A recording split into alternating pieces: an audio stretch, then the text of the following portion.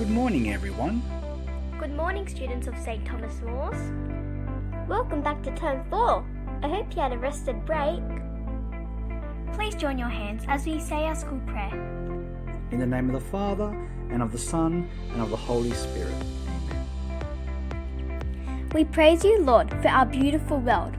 Guide us to be sharing, loving, respectful, and faith-filled people. Help us to follow the examples of St. Thomas More and always put you first in our lives.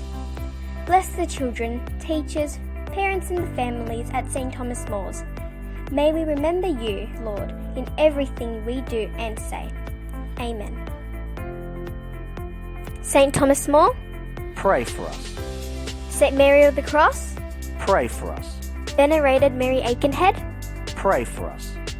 in the name of the Father, and of the Son, and of the Holy Spirit. Amen. Have a great week as we ease back into our learning.